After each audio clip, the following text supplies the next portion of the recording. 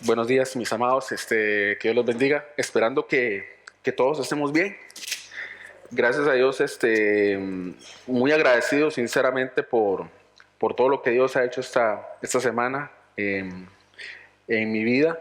Agradecido en el sentido de que, bueno, Dios día a día yo siento que nos va moldeando, nos va enseñando. Ha sido una semana, en el caso personal, he estado bastante estresado. Yo siento que de una forma u otra, el enemigo, las preocupaciones diarias, el estrés diario, cosas personales, eh, pasa muchas veces mella, digamos, en la parte del ser de uno, en la parte de lo que uno es realmente en el corazón, de lo que uno está sintiendo, de lo que uno quiere hacer, ministerialmente y también personalmente. Y parte de todo esto también viene mucho a lo que Dios está haciendo también con nosotros a nivel de iglesia, que yo siento que ahora mismo estamos viviendo, estamos en un punto de inflexión, estamos en un punto en que queremos cambiar, estamos en un punto en que queremos avanzar hacia las cosas grandes que Dios tiene para nosotros. Y estamos orando por Almería, estamos orando por nosotros como iglesia, estamos orando por la familia pastoral, estamos orando por los ministerios, queremos cambiarnos, mudarnos a un nuevo local, queremos tener más miembros, tenemos tantos sueños nosotros como iglesia y le doy gracias a Dios y yo creo, yo siento y estamos orando por eso. Pero también tenemos que estar orando por nosotros, a nivel nuestras vidas, nuestros corazones, estarnos cuidando, estar atentos a lo que Dios quiere para nosotros. Y muchas veces, y eso lo digo a nivel, lo digo por experiencia, que a veces nos enfocamos mucho en lo que Dios tiene hacia afuera, en lo que Dios nos quiere enseñar a nosotros, que olvidamos nuestro ser. Muchas veces estamos enfocados mucho en el hacer, en el queremos hacer, queremos avanzar, estamos orando, oremos por esto, oremos por lo otro, pero olvidamos cuidarnos en nuestro corazón. Y el deseo supremo que Jesús tiene para con nosotros es que le conozcamos. Ese es el deseo supremo que Dios tiene para cada uno de ustedes y para mí, que le conozcamos. En Juan 17:3 voy a leerlos, y es un versículo que yo siento que todos nos lo sabemos de memoria. Dice así: y esta es la vida eterna, que te conozcan a ti, el único Dios verdadero, y a Jesucristo, a quien tú has enviado. Y esta es la razón realmente por la cual Jesús te salvó a ti y a mí. Esta es la razón por la cual nosotros tenemos que pasar tiempo con Él. Esa es la razón por la cual nosotros tenemos que escudriñarlo y conocerlo a Él. Realmente Jesús o Dios no necesita conocernos, no necesita conocerlo a usted, no necesita conocerlo a mí o a ustedes. Él realmente ya nos conoce, Él sabe realmente nuestras fallas, nuestras imperfecciones, Él sabe realmente nuestros hábitos, Él conoce lo más profundo de nuestro corazón, aún inclusive sin nosotros conocerlo. El deseo que Dios tiene es que nosotros le conozcamos, que tengamos intimidad con Él, que vivamos con Él. Y Dios, o sea, Dios como Padre hizo lo máximo posible para que nosotros le llegáramos a conocer. Nos dejó la Biblia, nos dejó la palabra de Dios para que la entendamos, para que le vivamos, para que nosotros nos esforcemos, porque realmente es eso. Nosotros tenemos que esforzarnos, tenemos que perseguir ese deseo, esa meta, tenemos que anhelarlo, corazón alegre, conocerlo a Él. Y en Romanos 1:15 dice, supongo que está en la pantalla, ¿no?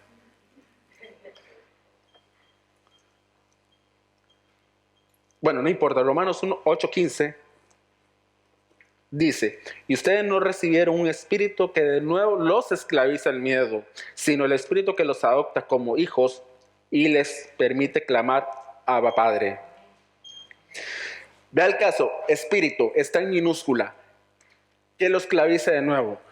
Todos nosotros hemos sido esclavos de nuestro pasado. Todos nosotros hemos sido esclavos de nuestra vieja naturaleza, de nuestro viejo hombre, de las cosas que realmente nos ataba al mundo.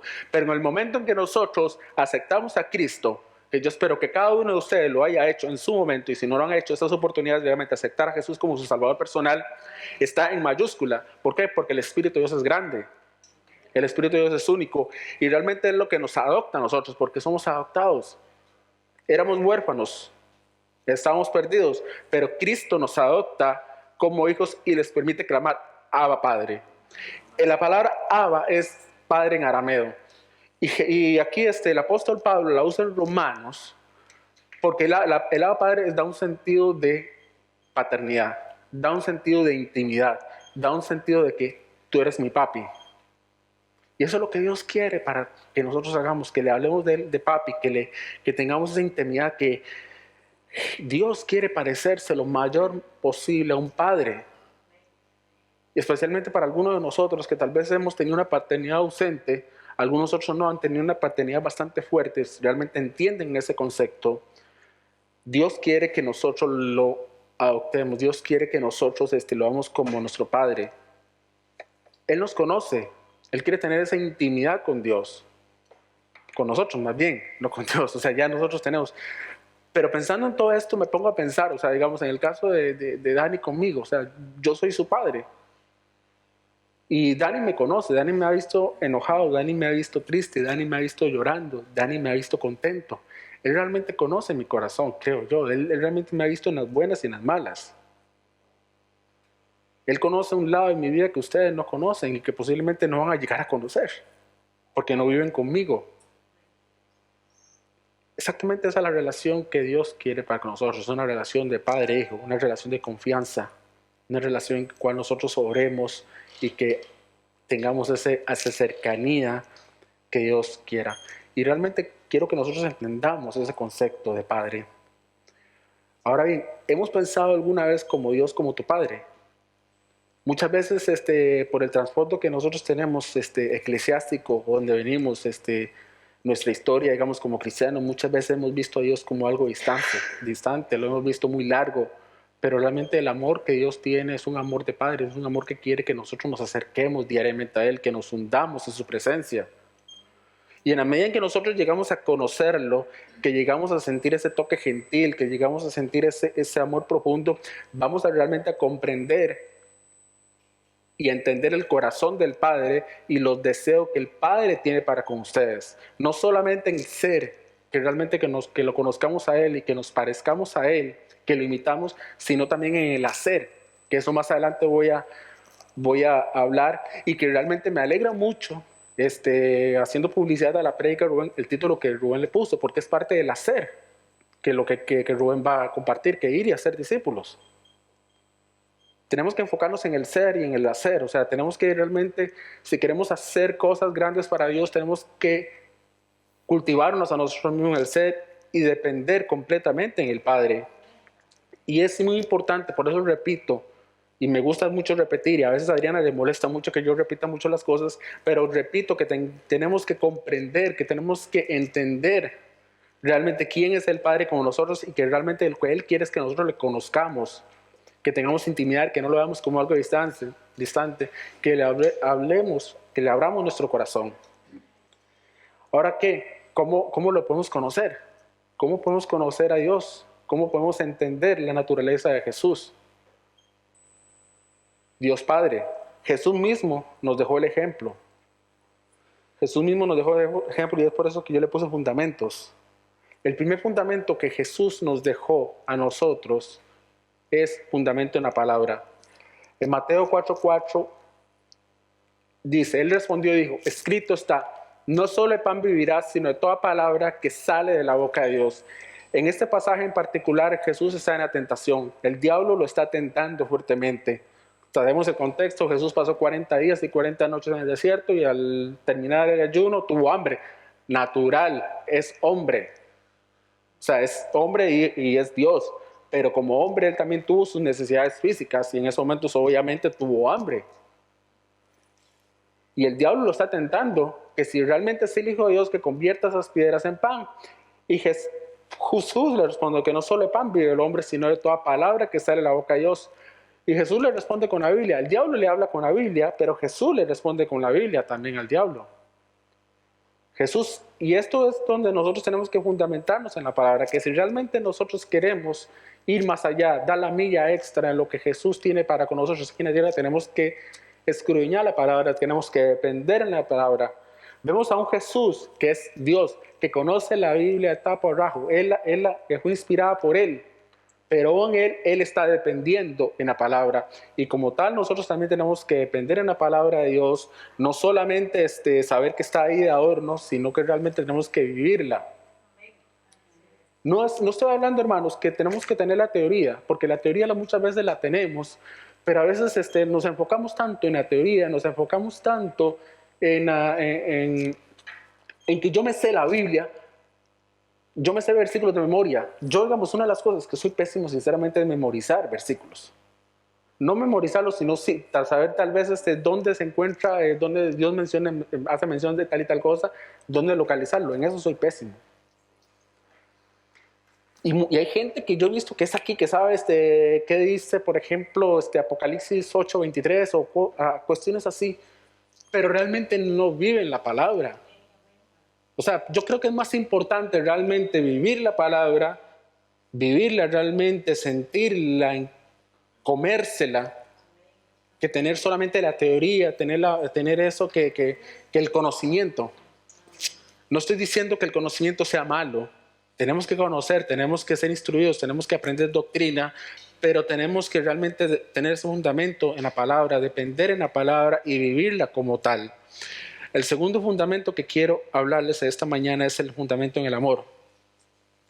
Y voy a mencionarles Jesús le dijo, yo soy el que habla contigo. Juan 4:26. En este pasaje en particular, Jesús está con la mujer samaritana. Como bien sabes, ¿verdad? Los samaritanos y los judíos no se llevan para nada. O sea, los judíos menosprecian a los samaritanos. Eran ciudadanos de segunda clase porque eran una mezcla y los veían como perros. Y aquí Jesús está hablando con una mujer y tras de todo samaritana. Y en el pasaje y vemos el amor que Jesús le tiene para esa mujer, que Jesús le dice a la mujer, ve y busca a tu marido. Y la mujer le responde que no tiene, o sea, que sí, bien dicho, porque 5 maridos ha tenido y el que vive no es tu marido ahora mismo. Jesús no juzga a la mujer. Jesús en un momento no juzga, sino le habla con amor. Le comparte la palabra, le da a entender que Él es el agua viva. Y la mujer, con el gozo que tiene, va a su pueblo y comparte las nuevas de Jesús. Es el fundamento que tenemos que tener nosotros. Y va muy de la mano de que nosotros tenemos que tener amor a aquellos que no le conocen a Cristo. Tenemos que realmente tener empatía con los que no le conocen a Cristo. Muchas veces, y uno cae en eso, o sea, que a veces trata de ignorantes a la gente, que tal vez esta persona es muy cerrada, que no le entra el mensaje del Evangelio, que no sabe cómo no concebimos, porque es que no entiende, son tan cerrados como un bombillo. O sea, hay gente que es tan bruta, o sea, perdonando la expresión, que no entiende el mensaje de salvación. Pero tenemos que tener amor para con esas personas, porque al final de cuentas no es la obra de nosotros, sino es la obra del Espíritu Santo que va a hacer que esa semilla que vamos nosotros a sembrar en su momento crezca y germine. Tenemos que tener amor nosotros para aquellos que no conocen a Cristo. No con esto quiero decir que tengamos que irnos a los extremos, sino que tenemos que realmente vivir un cristianismo de amor, un evangelismo relacional. Tenemos que tener un fundamento en que se base en la caridad, que se base en la compasión. Tenemos que realmente vivir lo que predicamos. Muchas veces hablamos con la boca, pero realmente nuestro corazón dice otra cosa. El tercer fundamento, que es demasiado importante, es fundamento en la oración. Yo te he glorificado en la tierra, he acabado la obra que me diste que hiciese. Juan 17:4. En el capítulo 17, Juan es lo que se conoce la oración sacerdotal de Jesús, en la que Jesús, o sea, vemos un momento de intimidad de Jesús con el Padre Altísimo. Vemos una relación con el Padre que son uno solo. Vemos a un Jesús que está orando por sus discípulos, que los está encomendando literalmente, que le está pidiendo al Padre que los proteja y que envíe al mundo, así como Jesús fue enviado al mundo. Vemos a un Jesús como tal y como es. Vemos a Jesús y a Dios solo hecho uno. Y eso es lo que Dios quiere, que nosotros seamos uno con Él, que tengamos una relación íntima. Hermanos, Dios conoce nuestros pecados, Dios conoce nuestras tristezas, Dios conoce nuestras alegrías, Dios conoce todo de nosotros. Y como tal tenemos que realmente someternos a la oración. Y realmente si queremos nosotros como iglesia avanzar en lo que tenemos, en alcanzar Almería, en alcanzar nuestros sueños, alcanzar nuestras metas, en realmente en ese punto de inflexión, si queremos, realmente queremos doblegar eso, o sea, esas barreras que a nosotros ahora mismo nos están impidiendo crecer como iglesia, tenemos que depender en oración, tenemos que realmente doblar rodillas y realmente lo estamos haciendo. Estamos orando por Almería, estamos orando por la iglesia, estamos orando por cada uno de nosotros, o sea, por prosperidad. Y no solo estoy hablando de prosperidad económica, porque todos queremos prosperar económicamente, pero sino más que eso, queremos prosperar en Cristo, queremos que crezcamos en Cristo y llegar a lugares en donde Dios nos alcance, o sea, donde Dios que hemos soñado. Yo me pongo a analizar, digamos, hoy Dani está cumpliendo 13 años. Hoy mi hijo está cumpliendo 13 años y me pongo a analizar en su pasado, en el pasado que hemos tenido y en el camino que Dios nos ha traído. Yo he visto la misericordia de Dios en nosotros. He visto cómo Dios nos ha protegido, he visto cómo Dios nos ha provisto. He visto cómo Dios, a pesar de todas las cosas que hemos atravesado, Dios ha estado con nosotros. Y es una promesa, si nosotros dependemos en oración, si nosotros oramos fervientemente, Dios nos va a tener misericordia, más de la que ya tiene, porque ya Dios tiene misericordia para con nosotros. Muchas veces oramos porque Dios tenga misericordia, pero es que ya Dios nos tiene misericordia. Tenemos que orar por eso. Y la oración es cuestión de tiempo. La oración es como la geología, o sea, es cuestión de tiempo y presión. O sea, tenemos que estar orando para que esa gotica, para que todo eso haga presión en la roca, para que esa gotica de agua, esas oraciones vayan cayéndose en la roca y que poco a poco, vaya rompiendo esa piedra y que explote en evangelismo, que explote en gracia a Dios. Es tiempo, hermanos, y no tenemos que desesperarnos o no tenemos que dudar de la fe si no estamos viendo resultados en el plazo que nosotros queramos, porque como humanos y como personas productivas que somos, tenemos metas, tenemos anhelos, tenemos sueños y queremos ver las cosas ipso facto, pero muchas veces es cuestión de tiempo, es cuestión de que Dios quiere que nosotros estemos listos para cuando venga la cosecha. Tenemos que sembrar, hermanos, y tenemos que creerle a Dios. El último fundamento que quiero compartir ahora es este fundamento en la obediencia. Y le era necesario pasar por Samaria. Juan 4:4. Igual, saco el pasaje de la mujer samaritana y vemos aquí obediencia. Y le era necesario. Los judíos, el camino más corto de Capernaum a llegar a Jerusalén era pasar por Samaria. Pero como los judíos no se llevaban bien con los samaritanos, preferían dar toda la vuelta por Decápolis para llegar a Jerusalén. O sea, ellos preferían perder tiempo, perder dinero, perder recursos, todo lo que fuera necesario con tal de no pasar por Samaria. Pero Jesús, en su obediencia y en su dependencia al Padre, porque Jesús en todo momento hasta la muerte dependió en el Padre y todavía depende del Padre, le era necesario pasar por Samaria. Él sabía que algo había que hacer en Samaria, que es la obra del Padre, era glorificar a Dios, era obedecer a Dios y hacer lo que realmente vino a hacer aquí en la tierra. Muchas veces nos enfocamos, nosotros como creyentes nos enfocamos en que Jesús vino solamente a morir por nosotros. Y sí, Jesús vino a morir por nosotros, pero vino también a hacer la obra del Padre. Vino a ser discípulos. Eso es lo que realmente fue la labor que Jesús hizo aquí en la tierra, aparte de morir en la cruz, que fue lo que nos da la salvación, que es lo que culmina eso. Pero Jesús nos dejó un modelo de discipulado que la cual nosotros tenemos que seguir a taparraba, o sea, tenemos que seguirlo fielmente. Tenemos que realmente ver esos fundamentos que Jesús ha dejado, fundamentos en la palabra, dependencia en la palabra, dependencia en el amor, o sea, dependencia en oración y ser obedientes a lo que Dios nos ha llamado. Leamos Marcos 12:30. Vemos esto. Y es un mandamiento para cada uno de nosotros. Ama al Señor tu Dios con todo tu corazón, con toda tu alma, con toda tu mente y con todas tus fuerzas. ¿Qué es lo que Dios nos está enseñando en estos momentos? ¿Cuál es la expresión de un hijo, ¿cuál es la expresión que nosotros como hijos podemos tener para con el Padre? ¿Qué es lo que a los que somos padres, qué es lo que más nos alegra? O sea, ¿qué es una de las cosas que nos alegra mucho que los hijos hagan por nosotros? Obedecer, exacto, o sea, gracias. La obediencia es una expresión máxima del amor en Él. Si realmente yo como hijo amo a mi padre, lo obedezco. Yo sé que Dani se alegra cuando, o sea, yo sé que me alegro mucho cuando Dani me hace caso. A veces es interesante porque, claro, los hijos son desde pequeñitos, desde que tienen meses, ellos son inteligentes, son seres racionales, también son seres pecadores, que saben hasta qué, y que lo calculan a uno, lo miden a uno, ver hasta qué punto llega a uno, o sea, que tal vez uno lo está corrigiendo, pero ellos no obedecen a la primera, sino que tantean cuál es el límite que nosotros tenemos. En el caso de Dios no, o sea, Dios no quiere que nosotros lo tentemos, Dios no quiere que nosotros le pongamos límites, sino que Dios quiere que nosotros nos sometamos a Él, que lo amemos a Él y que lo obedezcamos a las buenas y primeras.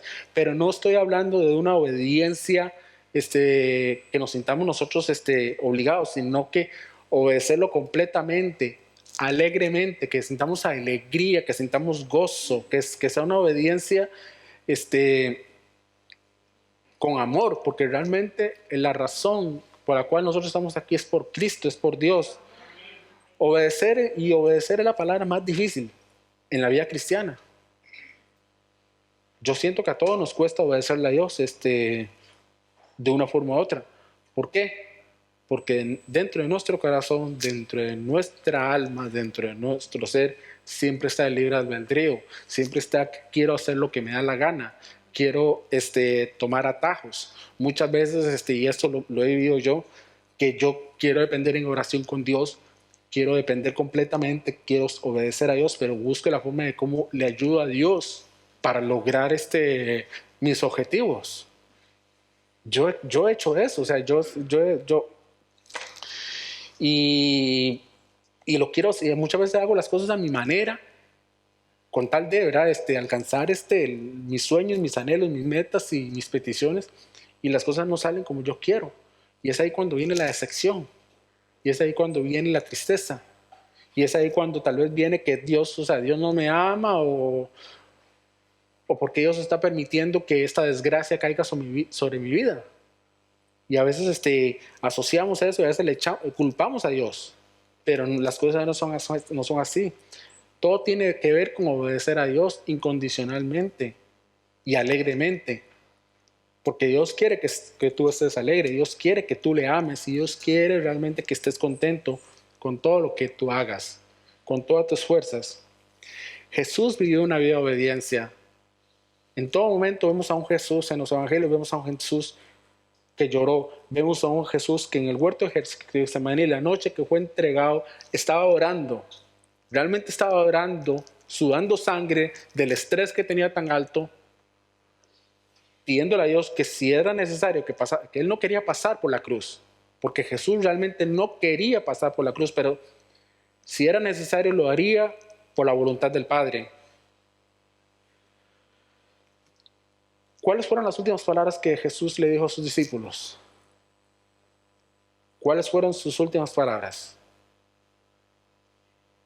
Volvemos al pasaje famosísimo, ¿verdad? Que es Mateo 28, 18, 20. Que no lo voy a leer todo, sino que solamente puse esta parte importante que para mí es: vayan y hagan discípulos de todas las naciones, y les aseguro que estaré con ustedes siempre hasta el fin del mundo. Jesús los reunió a los 12. Recordemos que Jesús, o sea, los 12 discípulos eran, por decir algo así, es su consejo, su grupo más cercano, pero había más discípulos de Jesús. O sea, recordemos cuando Jesús envió a los 70. Había más gente que estaba siguiendo a Jesús. Él les dijo que quisieran esto: hagan discípulos. Ese es el plan, como dije anteriormente, ese es el plan de Jesús desde el inicio. Hagan discípulos. Su estrategia es una estrategia de multiplicación, es una estrategia de discipulado, es una estrategia de que crezcamos como iglesia, que el mensaje de amor del Padre llega a todas las naciones, personas por personas, por discípulos, o sea, que hagamos discípulos. Jesús les dijo a sus seguidores, hagan discípulos. Y ahora mismo estamos en un momento, y es parte del momento que tenemos ahora, que queremos multiplicarnos y muchas veces no sabemos cómo hacerlo. O decimos que no sabemos cómo hacerlo. Yo creo que todos nosotros sabemos cómo hacer discípulos, sabemos cómo evangelizar, pero muchas veces no nos animamos. Y estoy de acuerdo que tenemos que tener una estrategia en común. El resto es hacerlo, todo esto es hacer y enseñar el evangelio en base a los fundamentos. ¿Por qué? Porque como dije al inicio del mensaje, podemos saber la teoría, podemos tener estrategias de discipulado, podemos leernos cualquier cantidad de libros, ser los mejores defensores de la fe, pero si realmente no estamos dependiendo en amor, no estamos dependiendo en obediencia, no estamos dependiendo en la palabra, con Dios de nada sirve, es pura teoría nada más.